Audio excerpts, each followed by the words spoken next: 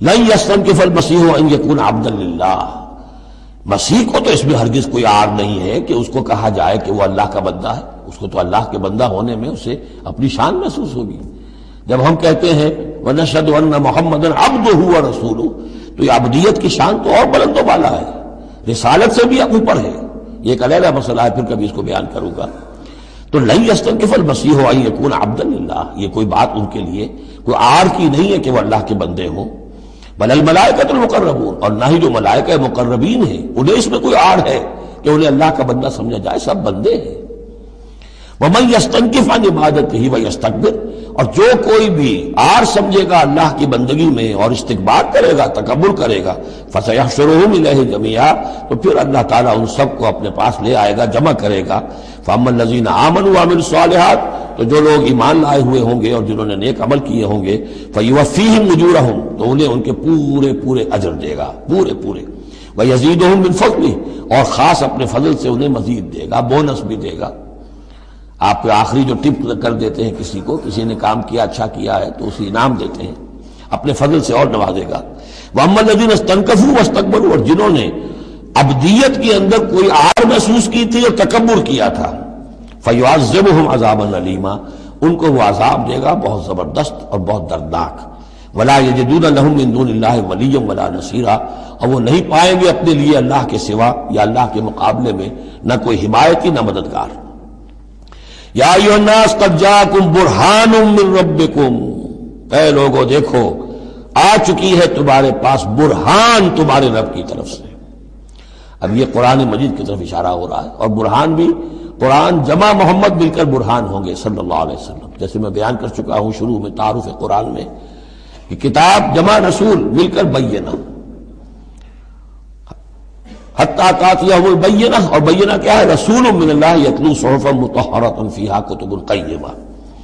وانزلنا الیکم نورا، اور ہم نے تمہاری طرف نور نازل کر دیا ہے۔ یہاں چونکہ لفظ کے ساتھ انزال آیا ہے، اس سے مراد لازماً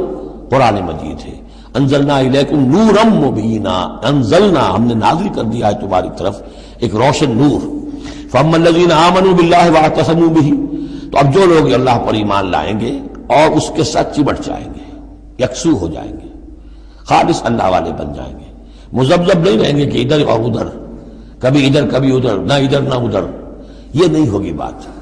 بلکہ یہ کہ وہ پورے طرح یکسو ہو کر اللہ کے دامن سے وابستہ ہو جائیں گے۔ فَسَيُدْخِلُهُمْ فِي رَحْمَةٍ مِّنْهُ وَفَضْلٍ، انہیں وہ داخل کرے گا اپنی رحمت اور فضل میں، وَيَهْدِيهِمْ إِلَيْهِ صِرَاطًا مُسْتَقِيمًا، اور پھر یہ کہ انہیں چلائے گا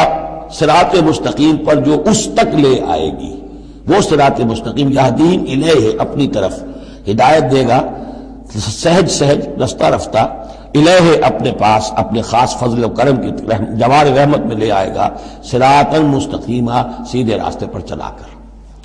اب یہ جو ہے آخری ایک آیت رہ گئی ہے، پھر یہ استفتاء ہے۔ قانون وراثت میں جو ایک لفظ آیا تھا کلالہ، اور کلالہ کے بارے میں آیا تھا کہ اس کے اگر بہن بھائی ہوں تو ان کی وراثت کا حکم یہ ہے، وہ لوگوں پر واضح نہیں ہو سکا تھا، جیسے کہ خواتین کے بارے میں بعض اور مسائل واضح نہیں ہو سکے تھے۔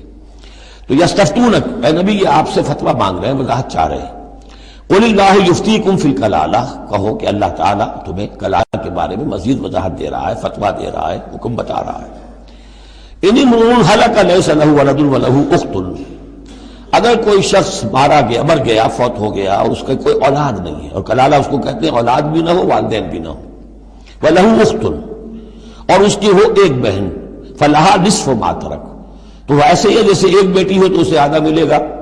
تو اس کے مطابق اس کو آدھا مل جائے گا۔ وَهُوَ يَرِثُهَا إِن لَّمْ يَكُن لَّهَا وَلَدٌ، اور کلالہ اگر عورت تھی اور اس کے کوئی اولاد نہیں، کوئی والدین نہیں، تو اس کا پورا وارث اس کا بھائی بن جائے گا، پھر پوری جو اس کی دولت ہے، اس کی وراثت اس کے بھائی کو چلی جائے گی۔ وَإِن كَانَتْ اثْنَتَيْنِ فَلَهُمَا الثُّلُثَانِ مِمَّا تَرَكَ،